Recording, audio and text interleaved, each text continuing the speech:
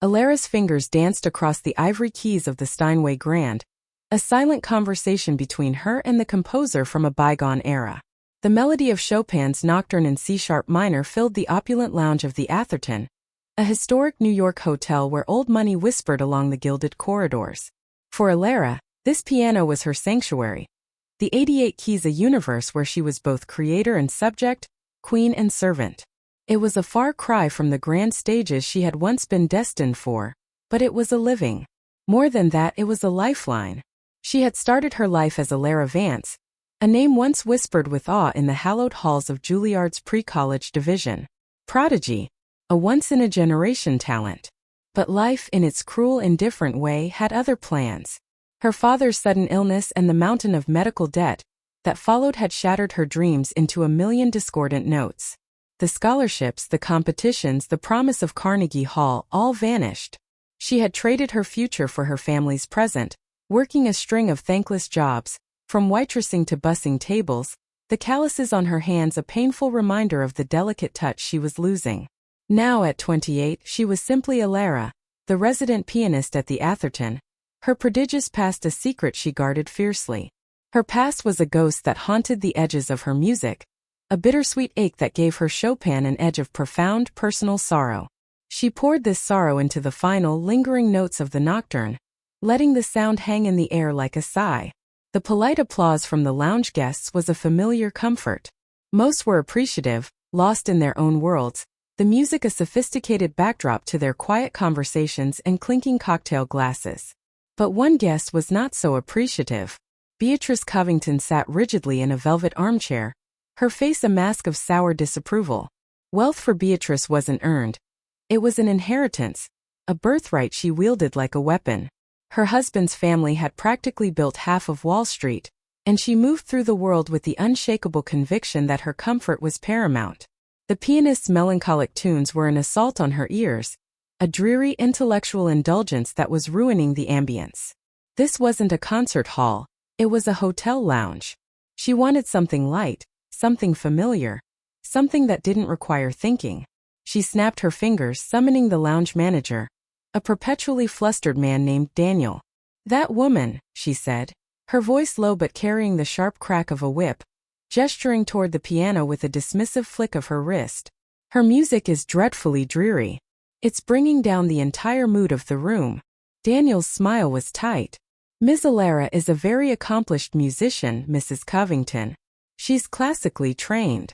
Beatrice arched a perfectly sculpted eyebrow. "I don't care if she was trained by Mozart himself. This is a lounge, not a funeral parlor. Tell her to play something simple. Something people know. Twinkle, Twinkle, Little Star would be an improvement." Daniel swallowed hard. Caught between a rock and a hard place. The Covingtons were among the hotel's most important long-term residents. He scurried over to the piano as Alara was arranging her sheet music for the next piece, Debussy's Clair de Lune. "Alara," he whispered, his eyes darting back toward Mrs. Covington. "A special request. Could you perhaps simplify the repertoire? Something a bit more universally recognized." Alara's hands stilled. She knew exactly who the request came from. She had seen the woman's disdainful glares all evening. It was a familiar sting, the casual dismissal of her art, the assumption that her role was no different from the polished brass or the fresh-cut flowers, a decorative, inanimate object. Before she could respond, Beatrice Covington decided to take matters into her own hands. She glided over to the piano, her diamond bracelets clinking. "Young woman," she began, her tone dripping with condescension, "your playing is very complex, but you must understand your audience. We're here to relax, not to be subjected to a recital." She offered a thin, patronizing smile. "Just play something simple. A little pop song, perhaps? Surely you know one or two of those." Alara met her gaze, her expression calm, her posture poised. "I was about to play Clair de Lune. It's a very well-known and beloved piece." Beatrice let out a short, derisive laugh. "Oh, darling, you're not listening. I said simple. Not more of that classical noise." She looked at Alara's hands, the faint, faded scars on her knuckles from a kitchen accident years ago. Her eyes narrowed with dawning, dismissive understanding. She saw not a musician, but a service worker who had somehow landed a cushy job. Just stick to what you know. Don't try to be something you're not. The implicit insult hung in the air, thick and suffocating. You are not a real artist. Alara felt a familiar, hot knot of anger and shame tighten in her stomach. She forced herself to remain professional, her voice even. I am a professional pianist. My repertoire is my own. The challenge, quiet as it was unmistakable. Beatrice's smile vanished. We'll see about that, she murmured, turning on her heel and stalking back to her seat, leaving Alara feeling small and exposed in the vast, elegant lounge. The battle lines had been drawn. A week later, the grand ballroom of the Atherton was transformed. Crystal chandeliers dripped light onto hundreds of guests, adorned in designer gowns and bespoke tuxedos. It was the annual Starlight Gala, the pinnacle of New York's philanthropic calendar, an event chaired, of course, by none other than Beatrice Covington herself. She moved through the room like a shark navigating familiar waters, basking in the deference of the city's elite. For her, the gala was not about charity. It was about the public exercise of power. And tonight she had a specific target for that power. Daniel, the lounge manager, had pleaded with Alara to stick to a pre-approved list of soft, unobtrusive background music for the cocktail hour. Please, Alara. Mrs. Covington personally reviewed the program. She doesn't want any surprises. Alara had simply nodded, her expression unreadable. But a quiet rebellion was simmering within her.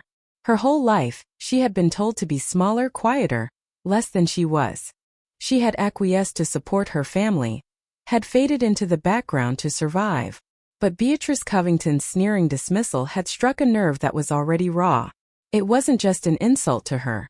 It was an insult to the music itself, to the memory of her younger, fearless self who believed talent could conquer anything. So when the master of ceremonies announced a special performance by the hotel's resident artist, Alara walked not to the discreet upright piano in the corner, but to the magnificent Fazioli concert grand that had been brought in especially for the gala's main musical act. She had received special permission from the visiting artist, a kind cellist who had heard her practicing and encouraged her. Daniel looked as though he might faint. A hush fell over the ballroom. Alara paused, her hands hovering over the keys. She looked out at the sea of faces, a blur of jewels and judgment. She saw Beatrice holding court at the central table, a smug, expectant look on her face, assuming she was about to hear a simple, crowd-pleasing ballad. Then Alara began to play. It was not a simple ballad. It was Liszt's La Campanella. The piece was a torrent of shimmering, impossibly fast notes, a cascading waterfall of sound that demanded not just technical mastery, but breathtaking audacity. It was a fireworks display for the fingers, a piece so notoriously difficult that only the most virtuosic pianists would dare attempt it in public. Alara played it flawlessly. The years of suppressed passion, of frustration, of heartache, all poured out into the music. It was a declaration. This is who I am. When the final bell-like note resonated through the ballroom, there was a moment of stunned silence, followed by an eruption of spontaneous, genuine applause. Guests were on their feet, their polite admiration replaced by genuine awe. They weren't just hearing a hotel pianist, they were witnessing something extraordinary. Alara's heart swelled with a feeling she hadn't felt in years: pride. She gave a small, graceful bow, her cheeks flushed. The spotlight felt warm, validating. But then a single voice, amplified by the microphone she had just used, cut through the applause. Quite a theatrical performance, wasn't it? It was Beatrice Covington. She had risen from her seat and approached the stage, a microphone in her hand and a cruel smile on her lips. The applause sputtered and died, replaced by a confused, expectant silence. "Thank you, Mrs. Covington," Alara said, trying to keep her voice steady. "Oh, don't thank me, dear," Beatrice purred, her voice dripping with venom. "I just think it's important for our distinguished guests to know exactly who they are giving a standing ovation to. You see, I was so intrigued by your ambition that I had my assistant do a little research." A cold dread washed over Alara. The warmth of the spotlight turned instantly icy. Beatrice circled the piano, running a finger over its polished surface as if checking for dust. "We have all been led to believe we have a concert pianist in our midst. A hidden gem. But the truth is far more humble." She turned to the audience, her voice ringing with mock revelation. "Ladies and gentlemen, our prodigy at the piano just 3 years ago was a waitress. A waitress at a greasy spoon diner in Queens, to be precise. Bussing tables and refilling coffee. A collective gasp rippled through the crowd. Murmurs and whispers spread like a virus. The faces that had been beaming with admiration were now a mixture of shock, pity, and thinly veiled contempt. Ilara felt the blood drain from her face. It was true. She had worked at that diner 16-hour shifts, her hands aching, the smell of grease clinging to her clothes, all to pay for her father's medication. She had never been ashamed of it. But in Beatrice's mouth, the fact became a filthy accusation. She is not an artist, Beatrice declared, her voice rising in triumph as she savored the humiliation she was inflicting. She is a service worker playing dress-up, deceiving you all with a borrowed gown and a rented piano. She is fundamentally unworthy of this stage and your applause. Ilara stood frozen, completely isolated. Daniel, the manager, was pale and motionless near the ballroom entrance, terrified of intervening. The other guests stared, some with cruel curiosity, others with awkward discomfort, but no one spoke up. She was alone. That's not true, Ilara managed to say, her voice barely a whisper. I work those jobs to support my family. It has nothing to do with my ability to play. Beatrice let out a high-pitched, theatrical laugh. Oh, a sob story? How very predictable.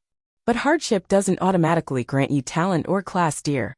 It doesn't give you the right to perpetrate this charade. This stage is for real artists from real backgrounds, not for waitresses who happen to know a few fancy tunes. The final words landed like a physical blow. Waitress. Not a real artist. Beatrice had successfully stripped her of her identity, reframing her triumph as a pathetic lie. The awe she had inspired moments before had curdled into suspicion and ridicule. She stood there, under the full glare of the lights, more exposed and humiliated than she had ever been in her life. The music was gone, and only the shame remained. The silence in the ballroom was a heavy, suffocating shroud. Beatrice Covington stood beaming, triumphant, having successfully turned a moment of artistic brilliance into a sordid spectacle of class warfare. Ilara remained on the stage, a statue carved from humiliation, her gaze fixed on the polished wood floor. The world had shrunk to the mocking glint in Beatrice's eyes and the sea of judgmental faces before her. There was nowhere to run. Then from a table at the back of the room, a man stood up. He was not one of the flashy hedge fund managers or real estate tycoons that populated the gala. He was an older gentleman, with a shock of white hair and eyes that seemed to hold the weight of 1,000 symphonies. He wore a simple black suit, yet his presence seemed to suck all the air out of the room. A wave of whispers spread through the crowd as people recognized him. Sir Julian Croft, the legendary conductor of the London Philharmonic, a man who was more myth than musician, and arguably the most important figure in classical music alive today. His attendance at the gala was a major coup, and until now, he had remained quietly observant. Ignoring the gasps and murmurs, Sir Julian walked slowly, deliberately toward the stage. His steps were unhurried, yet each one seemed to echo like a drumbeat in the silent room. He didn't look at the crowd. He didn't even glance at Beatrice Covington, who stood frozen, her smug expression faltering as she realized this titan of culture was not coming to congratulate her. His eyes were fixed only on Ilara. He stopped at the foot of the stage, looking up at her not with pity, but with a profound, almost reverent intensity. Miss Vance, he said. His voice was not loud, but it carried a rich, baritone authority that commanded absolute attention. Ilara Vance. That is your name, is it not? Ilara looked up, startled. No one had called her that in a decade. She could only manage a choked, almost inaudible yes. I thought so, Sir Julian continued, a faint, sad smile touching his lips. The cantabile in your left hand during the lyrical passage. The phrasing. It was unmistakable. I've only ever heard one other person play with that specific fire. He paused, letting his words hang in the air before turning his gaze, cold and sharp as a shard of ice, upon Beatrice Covington.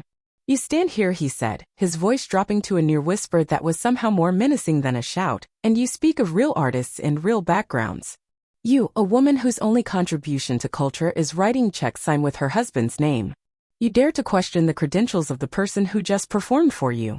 Beatrice paled, stammering, Sir Julian, I had no idea you. She was a waitress, I have proof. Sir Julian let out a short, sharp laugh, utterly devoid of humor. Proof? You have proof of her sacrifice. You have proof of her integrity. What you call a greasy spoon diner was the forge that kept this talent alive when the world would have seen it extinguished. He turned back to the stunned, silent audience. 15 years ago, I was the head judge at the International Chopin competition for young pianists in Warsaw. A 14-year-old girl from America took the stage and played with a maturity and passion that left the entire jury speechless. We had never seen anything like it. We awarded her the Grand Prix unanimously. We all believed we had just witnessed the future of classical music. He pointed a finger directly at Alara, who was now staring at him with wide, tear-filled eyes of dawning recognition. That girl was Alara Vance, he announced, his voice ringing through the ballroom. The most brilliant young prodigy I have ever witnessed.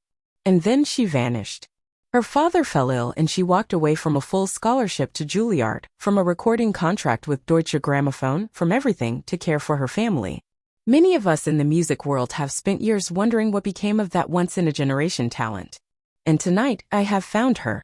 Not in Carnegie Hall, but here, playing her heart out in a hotel ballroom, only to be mocked for her courage by a woman of stunning ignorance and cruelty. The reversal was instant and brutal. A tidal wave of shock and shame washed over the audience. The murmurs turned to horrified gasps, now directed entirely at Beatrice. They were not just looking at a hotel pianist anymore. They were looking at a lost legend, and the woman who had just tried to publicly crucify her was exposed as a preening, clueless fool. Her friends at the main table suddenly found the floral centerpiece intensely fascinating, refusing to meet her desperate gaze. So yes, Mrs. Covington, Sir Julian concluded, his voice like thunder. She was a waitress. She was a daughter. She was everything she needed to be to survive. And through it all, she remained what you could never understand, a true artist, right down to her bones. He walked up the small steps onto the stage, took Alara's trembling hand in his, and held it up for the entire room to see. Ladies and gentlemen, he proclaimed, a round of applause for Alara Vance. Not for her performance, but for her spirit. The applause that followed was deafening. It wasn't polite or appreciative, it was thunderous, an apology and an ovation in one. Beatrice Covington stood alone and exposed in the middle of the floor, her face ashen. Her carefully constructed social world had just been demolished by a truth she was too arrogant to ever have imagined. The applause crashed over Alara in waves, a sound so powerful it felt like a physical force, washing away the stain of her humiliation.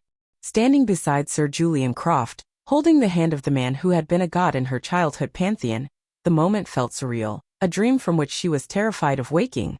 The faces in the crowd were no longer a unified mask of judgment. Now they were individuals, their expressions alight with awe, respect, and a deep, collective shame for their earlier complicity.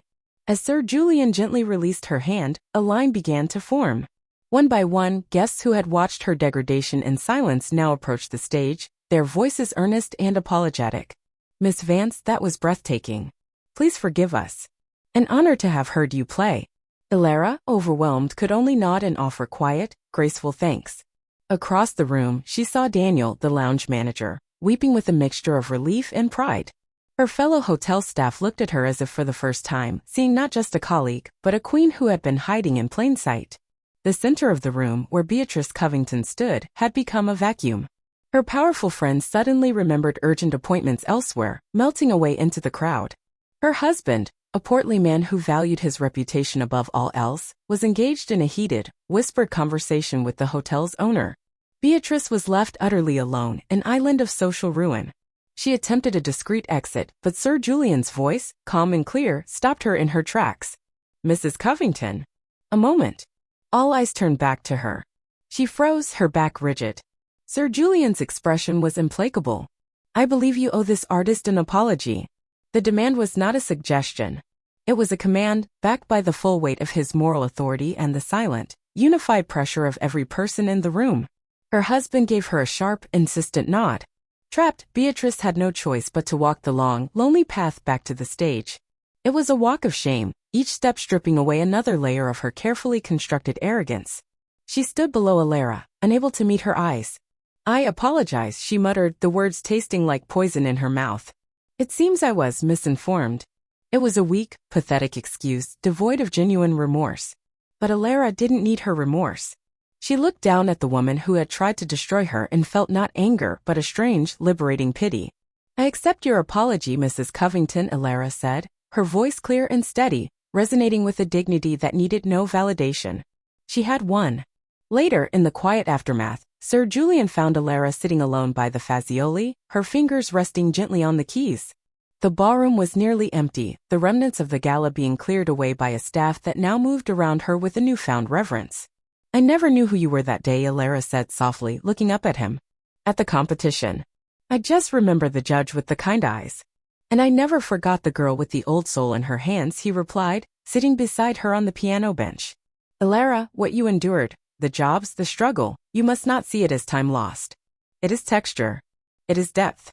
Any gifted child can learn to play the notes. But to understand the silence between them? That requires a life to be lived. Your music tonight had a profundity that no conservatory could ever teach. You didn't just play Liszt's fire, you played your own. He paused, his gaze serious. I did not intervene tonight simply to right a wrong. I am, if you will permit me to be, a selfish man. I have been searching for a soloist for my spring concert series at the Royal Albert Hall. I want to perform Rachmaninoff's Third Concerto. It requires a pianist of immense technical skill, but more importantly, of immense heart. I believe I have found her. Alara stared at him, her heart stopping. The Rach 3. The Everest of piano concertos. The Royal Albert Hall. It was a dream she had buried so deep she had forgotten it even existed. I'm not offering you a favor, Miss Vance, Sir Julian said firmly. I am offering you a stage that is worthy of your talent. The world lost you once. I have no intention of letting that happen again. He handed her a card. My manager's details are on there. He will handle everything. All you need to do is say yes. Tears streamed freely down Alara's face now, but they were not tears of shame or sorrow. They were tears of restoration. The incident had not just vindicated her, it had delivered her. The past that Beatrice had tried to use as a shackle had become a key, unlocking a future more brilliant than she had ever dared to imagine. Her character, her resilience, her unwavering love for the music, these were her true assets. She looked from the card to the kind eyes of the maestro, and for the first time in a decade, she felt the unmistakable, exhilarating prelude to a new symphony, her own. 6 months later, the roar that greeted Alara was not the sound of a shocked ballroom, but the thunderous welcome of a sold-out Royal Albert Hall. As she walked onto the stage, the spotlight felt different, not a harsh interrogation lamp, but a warm, welcoming embrace. Seated at the magnificent piano, with Sir Julian Croft smiling at her from the conductor's podium, she felt a profound sense of peace. She often thought back to that night at the gala. In her cruelest moment, Beatrice Covington had unknowingly given her the greatest gift. By dragging Alara's past into the light, she had forced her to confront the shame she had carried for a decade. The waitress label was no longer an insult to be hidden, but a testament to her journey, a badge of her resilience. The calluses on her hands had faded, but the strength they represented was now woven into the very fabric of her music, giving her Rachmaninoff a depth of feeling that brought critics to tears. She was no longer two people, the prodigy who had been and the pianist who survived. She was simply Alara Vance, whole and unbroken. As the first powerful chords of the concerto filled the hallowed hall, she knew with absolute certainty that it wasn't our beginnings or the labels others try to force upon us that define our worth. It is the music we choose to make with the life we are given.